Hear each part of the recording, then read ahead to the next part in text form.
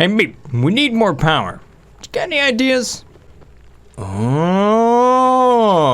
So welcome back, my fellow duplicants. Today we're going to take a look at one of my favorite power systems in the game. It's called the Shinebug Reactor. So essentially how this works is we end up just ranching a bunch of shinebugs right down here using a little bit of phosphorite, and then you ship all of these eggs into a very special room, which I happen to have a blueprint of right here. Alright, so the trick to building this thing is to place this sort of blueprint right here inside of a nice big biome. Because essentially we are going to pump this thing full of shine bugs. So yes, this blueprint is available in the comment section below. You can go ahead and just download it. This thing has been tested multiple times and it's quite beautiful. I love it. It's one of my favorite machines in the game, basically because it's unlimited free energy. Now these things are pretty awesome, and once you have them in place, you really don't need other power systems. You could spam this. However, I still want to be able to get a lot of my energy out of volcanoes because I think that's interesting. But I would like to tackle one spot that I don't really have a clear plan for it right now, so I can't fit it into one video just yet. But I would like to tap into all 3 of these volcanoes right here to make a superpower system that I can pretty much use to power up a ton of stuff in space and whatnot. But I'm still working on that plan right there. I think there's going to be a fair amount of heat conveyors that kind of tap into those. I have tapped into volcanoes in the past in my previous playthroughs, but those involve like digging this thing out specifically and then putting the steam turbine right on top of it. I'd like to try something a little bit bigger and more grand, but again, I'm not going to cover that right now. So I need power today, and that is going to be a Shinebug Reactor, plus I already got power from over here. Okay, so another problem we were dealing with yesterday was that I just have too much carbon dioxide in this place right here, and that's actually reducing the amount of power that I can kind of get out of this whole system. One, because it takes power to actually scrub away the carbon dioxide, which is no fun. The slicksters, despite me doing a little bit of testing last night, ultimately I end up spending a lot of frame rates on the amount of slicksters it would take to actually consume 1,000 grams a second of carbon dioxide. So it just isn't worth the frame rate hit. So I think what I'm going to implement down here is a way to destroy gas. It's either that or I pump all of this carbon dioxide way, way, way, way up here, which would not be a bad idea. It actually would cool down some of this spot, but hey, there's some thermal energy to be harvested up here, so I don't know if I really want to just try to get rid of that heat. Plus, look at how amazing these little shovels are doing. Hey, that egg needs to go up there. Oh, that means I should put eggs over here. Well, it just did that, but critter egg, where are you? Oh, there you are. Shovel egg, perfect. So if you see what's going on right here with these shovels, you see that they're just running around. They are technically hungry. You're always hungry. But essentially, they're just running around and around and around. And I keep feeding them more and more regolith, and then they actually poop out a little bit of food.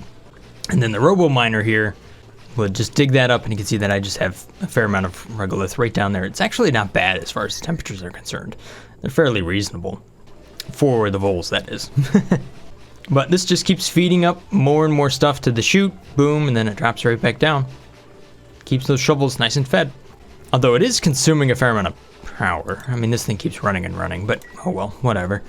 By the end of today's video, we should have more power available to us. Oh my goodness, look at how fast these dupes are. They already built this. The power of blueprints. Bam. All right, so what I do right here is I just put a bottle emptier. No, hang on. We flip that bottle emptier. Do we? Or do we not? How was that again? No, we do build the bottle emptier. It doesn't really matter. You can build it right here. Okay, so the most important thing here is to ship in more and more eggs to this spot.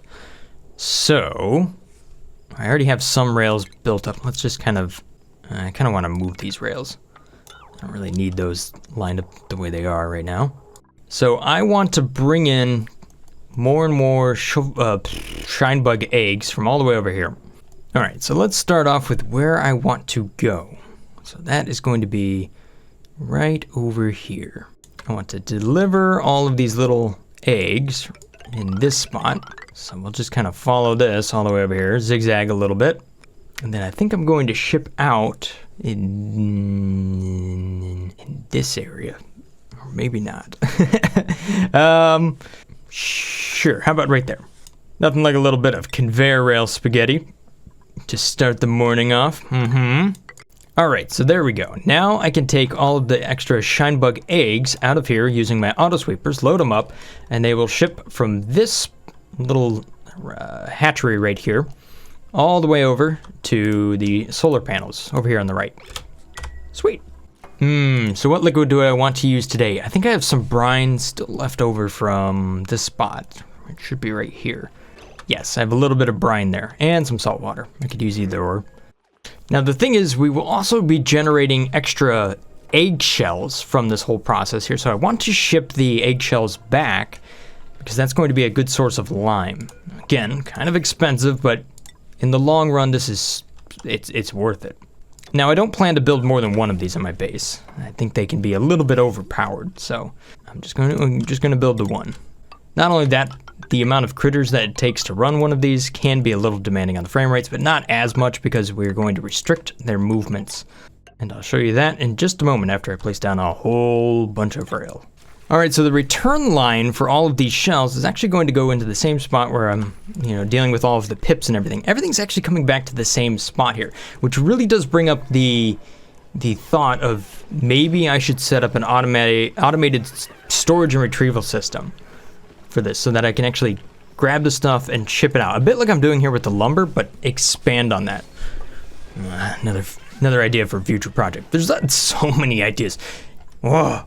This is going to be one super long series, guys. I hope you guys are ready for it. There's no lack of ideas. Speaking of ideas, you guys have some really good ones over here in the comments that I was reading through. A ton of comments, 170 some I think was the last time I looked. And a lot of them had to do with kind of this wire problem that we were having yesterday. So I guess a couple of things, or a couple of ways to get around the wire problem was, okay, what I'm trying to say here is when the game went to save, I had left click down on the wire. Right? I kind of noticed that it was the saving game and I froze up and I just held the left click here.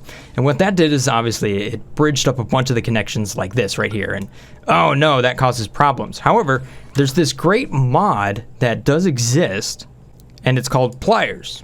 You can find it on the Steam Workshop. And what this allows you to do is actually deconnect connections like this. So you can see it obviously automatically filtered.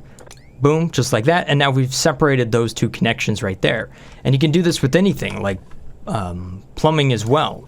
So you can see here I have some random bit of pipe that I just haven't dealt with. And if I use the pliers mod right here, I can go ahead and separate that. Now this is a task that you don't need a duplicate to complete, but it takes a duplicate to undo. So this allows you to undo what is automatically done without a duplicate. Does that make sense? You can see its advantage, right?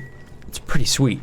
The other way to get around that problem, if you were to like just make an absolute mess like I had right off the bat, I guess is to load up the last autosave, because apparently the commands come in after the save, according to the comments that you guys were leaving me. I don't know, I haven't personally tested it myself, but all right, so there we go. We emptied some liquid out over there. Definitely took my eye off it, so now it's just flooding all over the place. But I think the trick here is I need to deconstruct this one window tile, and what I'm going to do is mop one spot away from right where my liquid is, because you tend to absorb in not just where you're mopping, but one tile to the left and one tile to the right. And I want to make a little teeny tiny water lock right there. That's going to keep the shine bugs in this room. So if I can mop and not here, I should be able to absorb both of these spots. Same sort of thing if I mop over here. What are you doing, my lovely dupe? How's that working? Oh, yeah. Of course, now I don't have a spot for the brine. We kind of want to get rid of that. All right, we'll just slap it right down here. Whoops. All right, so if I replace this tile, then I should have this one spot where these little shine bugs will kind of grow and live their life in one single little tile.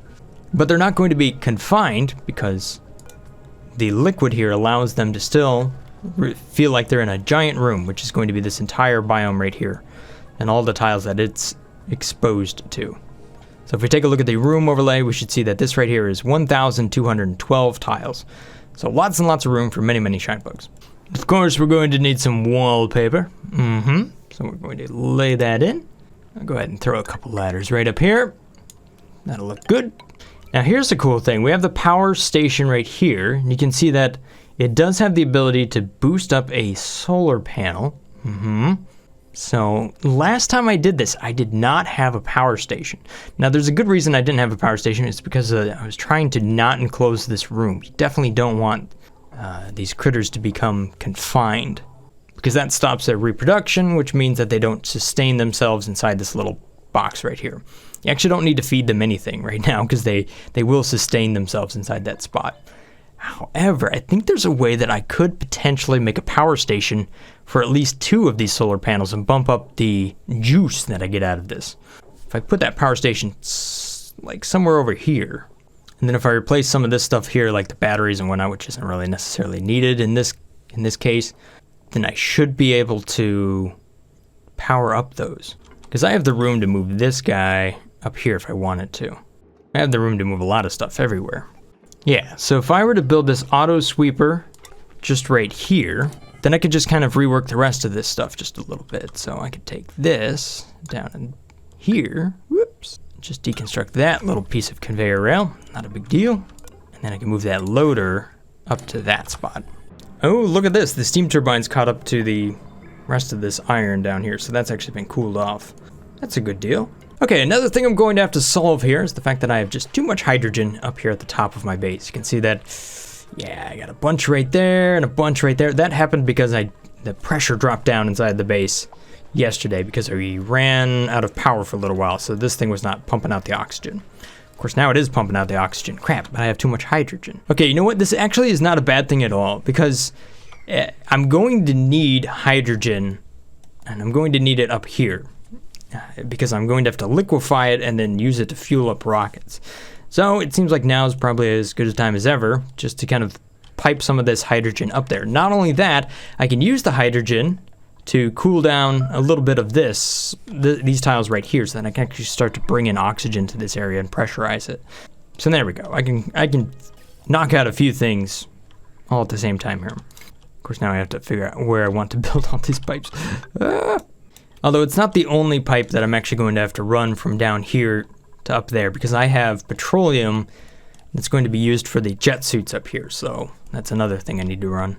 Okay, so luckily for me, I already kind of planned with the idea that I was going to bring more pipes through here and put in all of these bridges.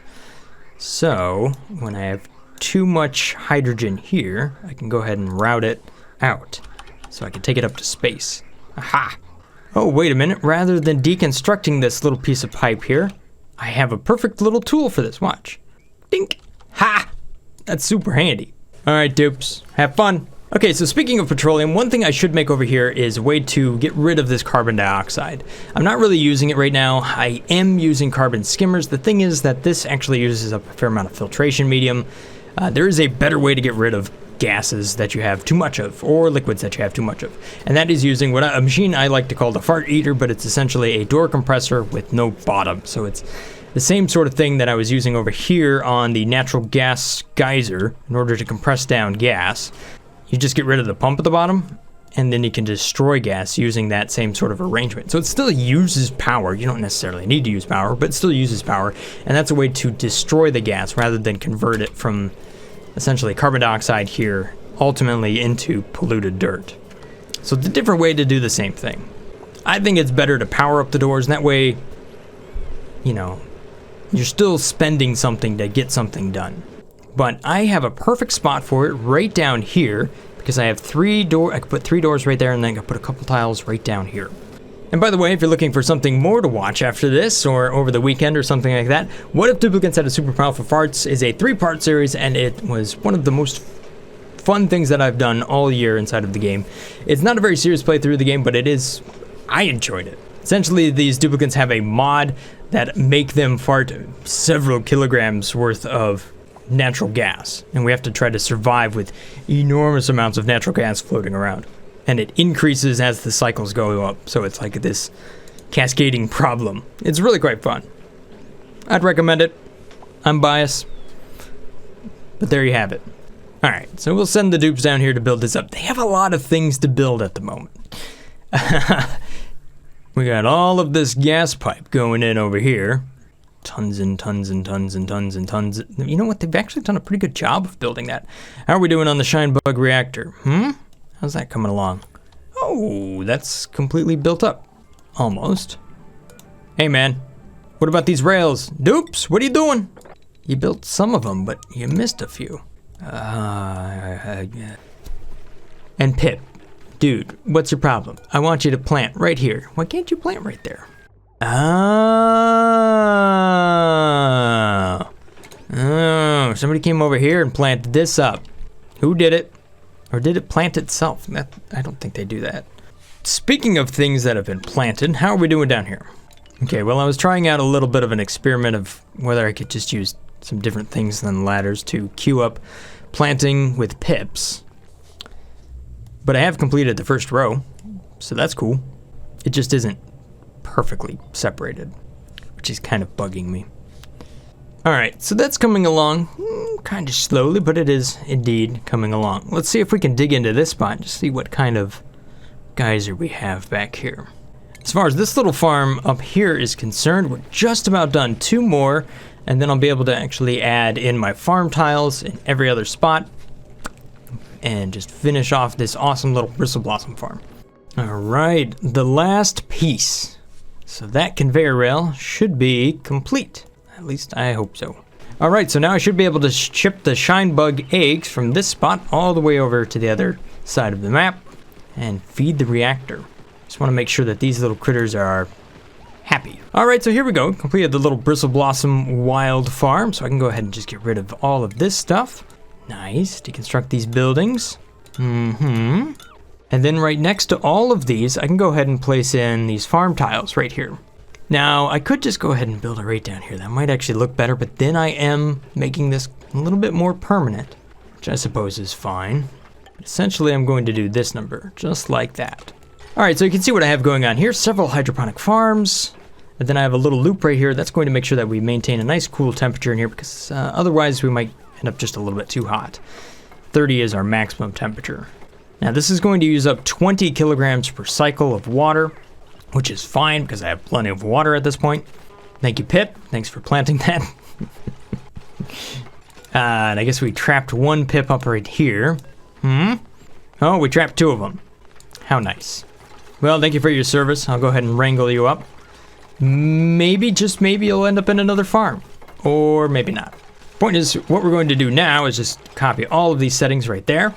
And the same sort of settings are going to be applied right up here. So as we harvest up more plants, we now have a combination between wild plants and farmed plants, all in the same spot.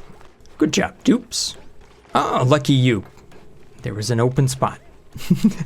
How did a little baby Pip end up down here? What? How'd you get down here, bud? Dupes, you missed 1 tile. Just 1. Okay, close. Alright, so what I want to do is bring in some of this water down here and bring it up into this environment up here so I can actually start to use up my excess water. Now, I'm a little worried about the temperatures though, so that's why I've created these little cooling loops, at least for this polluted water. And it may or may not work, but we shall see. And I can do this little number with this tool, snip it, haha! That's cool. Snip it, and then deconstruct. Ah, that is so useful. Now the thing that I'm a little bit worried about is that when I'm bringing in this water, it might be at like 40 degrees Celsius, which is going to be hot. The thing is, if you can bring in water to your hydroponic tiles at a temperature that your plants really enjoy, it's really easy to keep those plants within a safe temperature range. But if you bring it in a little bit hot or a little bit cold, you kind of have to work pretty hard at trying to keep it at the right temperature. So we'll see what this does right here. I think what I'm going to do right now is just make sure that I convert some of this to a radiant pipe. So I have plenty of lead. I can just go ahead and just change that right there to some lead and change that right there to some lead. All right, so now to just work some pipe spaghetti. There we go. Ooh, and the water's flowing in. Good deal. And then rather than have that, I just need to flip that bridge, which means I can get rid of all of these pipes. Haha. But yeah, you can see that's at 50 degrees Celsius. That's kind of hot. That might not work out so well for me. We'll see. You know what? The water that comes out of these two... You know what? The water that's coming out of this thing here, that happens to be a fair bit cooler. Now, it might be a mix of the temperatures, but at least it would actually be something a little bit... It wouldn't always be hot. So if I do this number here, then at least I get a mix. All right, hydrogen, why are you not running? Why has this not been completed? Is this unreachable? Crap, it's unreachable. Oops! I need you to finish this. The reason that that's actually kind of a bad thing is because if that hydrogen backs up in this system down here, it just causes these electrolyzers to slow down. So we're not actually making quite as much oxygen as we could be, which is okay, because you can see that we're still making enough. We're not getting a low oxygen rating in the base, but it's still not as high pressure as it could be, right? So we're at 700 grams inside of here instead of like 1400 or 1800. Hey, look, my dupes decided to run the oil refinery again. Aha! Finally got that pressure down low enough. Look at that carbon dioxide. We're down to 2.6 kilograms. Nice. I should probably hook this up to an Atmos sensor so that they just don't constantly run. Maybe I don't need the door smusher. I don't know. We'll see. There's a lot of things that output that just output a lot of carbon dioxide. So, but hopefully, if I can lower the demand on these petroleum generators a little bit, then I won't have as much carbon dioxide over here. Aha! You can see the very first shine nymph egg made it up over here, so that's good. This thing is starting to finally come together. So once we start to ship more eggs out, they'll find their way over there. Sweet. Dupes. Finish this one piece of pipe, please. Please.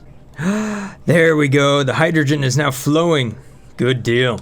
All right, so we're not going to see too much hydrogen flow through here. You can see that it's just a little bit extra, but this first puff is going to be pretty big. We'll see just how hot it gets. It's starting at about 40 degrees Celsius, but it's going to move through this tile up here. That tile is at 200 degrees Celsius. Now, it isn't a radiant pipe. I did send some commands up here to change it to a radiant pipe, but I don't know if it's going to be necessary. The other thing is we have a lot of things that are built on top, that are sitting on top of these tiles, which I might want to sweep up. Okay, yeah, you can see the hydrogen that's making it out of here is at 175 degrees Celsius. Woo! So it's going to take a little while before that's all cleaned up. So you can see here, it's going to take a little while before these tiles cool down. It's still up there at 205 degrees. And yeah, I'm definitely going to sweep this stuff here. So to put one right up over here on the top right, that's just going to be for regolith. Everything else is going to drop over here to the left. We'll just kind of build it up right down here. All right, so let's take a look at the hydrogen. Yes, burning up what we can. The rest of it's currently being dumped into space, but it's taking some heat with it, just a little bit.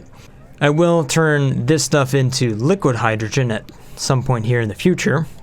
But for that, I'm going to need a fair amount more power, which means I'm definitely going to want to tap into some of these big volcanoes right here. At least that's the plan. I think that'll be pretty cool. The liquid is actually flowing up over here. It's not all hot. Although you can see that right now, I think the temperature might be a little bit too hot in that spot. That one plant is kind of struggling, but I'm keeping it together. I decided to dig out the tiles down here below. Some of them were above 30 degrees Celsius. So that's just a little extra mass that's just not going to do us any good. Okay, so one last thing that's really important here is I need to hook these auto sweepers up to a critter sensor. So it's only going to run if I'm above a certain amount. So I want to make sure that I have enough shine bugs and I want to keep them in this spot. Should always be able to keep at least one egg inside there. Let's see if it works out. Can't remember exactly what I did last time. I know I did some things with doors, which kind of sort of worked, except for the critters actually once in a while get stuck inside of the door. I had to kind of use lures to keep them away from the doors. Nice. So this stuff here grows super fast. I mean, we're talking about a domesticated growth cycle of 6, but then once you go ahead and put the farmer's touch on top of that, that's only 3 cycles, which is very, very fast. So we've got a little bit of wild growth right here, which actually goes, every 12 cycles, and then every 3 cycles for all of the spots where we have the hydroponic farm. That's a lot of bristle blossom. Nice. Which means we can make a fair amount of stuffed berry eventually, if we get the pinch pepper plants up and running. All right, so let's see if we can come up here and sweep this stuff. We do need to move regolith. You know what? I already have a spot for regolith. That's going to go right down here. Everything else should go in this spot because it's set to 5. Let's make sure the priority down here is good. And that's set to 5. So therefore, they should just use the proximity rule. So they should just go from here to there. Let's see here. Where are you going with that regolith, bud? Dude, what? Oh, wait, maybe you're not doing that. Okay, yeah, Ren is taking regolith right up here. Okay, good deal. Where are you going, Ren? That looks so painful.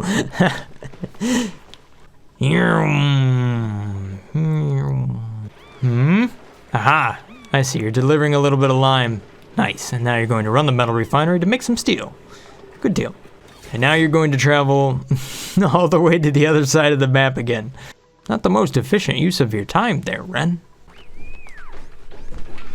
My dupes didn't complain about the food. Good job. Ooh, here we go.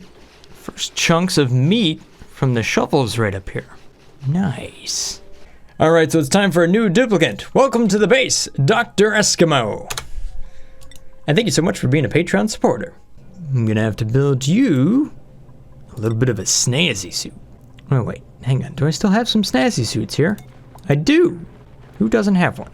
Oh, Drandolph, that guy never wants to pick his up. Oh, buddy, who's this? Oh, Dr. Eskimo, just wanted to go and check out space.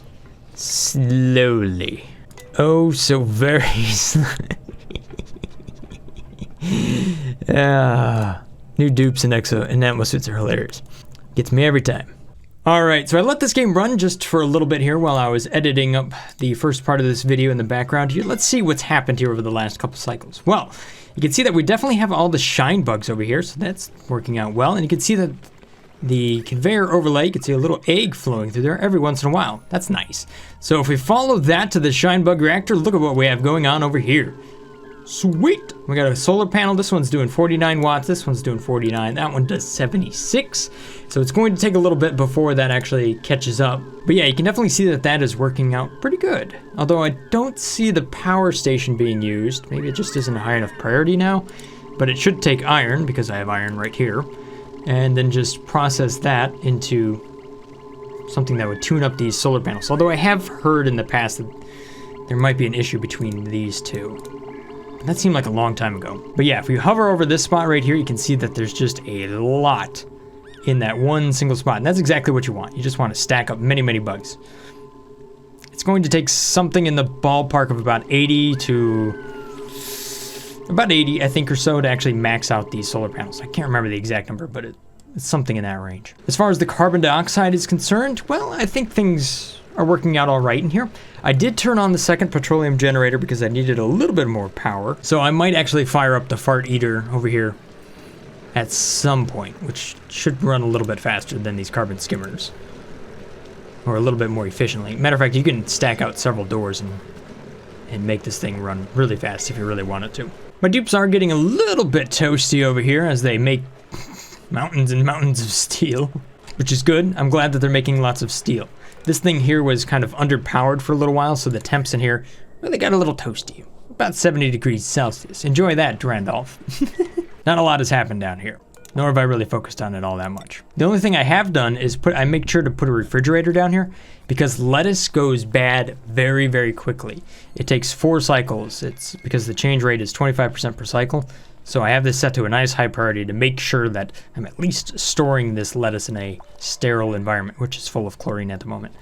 Once I get a duplicate living in this area, I'll actually be able to kind of either ship it out or they will run it out. But I don't really, for right now, this is just where I'm storing it up. We'll make use of it. So there's been some progress over here, but there's still a lot of work to be done. A couple of other things that have been happening around here. We're up to 11 critters inside of the shovels here, but unfortunately they've escaped from their little prison.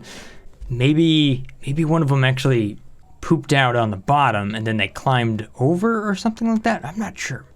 I don't know how they've actually escaped, but they're not getting out of here because this is full of abyssallite and I made this door out of steel and they can't go through that. So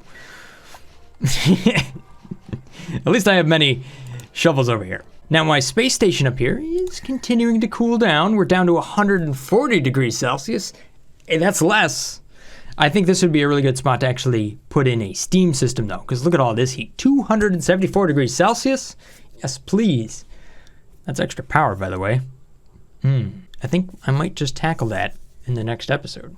Matter of fact, I could probably build that into this little biome down here and make it almost look intentional. Well, that'll have to happen here in the next episode. Thank you guys for watching. Hopefully you guys have enjoyed this episode here of Oxygen Not Included. If this looks like the channel for you, maybe consider hitting that subscribe button. Thanks for watching. Have a great day. Stay awesome. Peace. Brothgar out.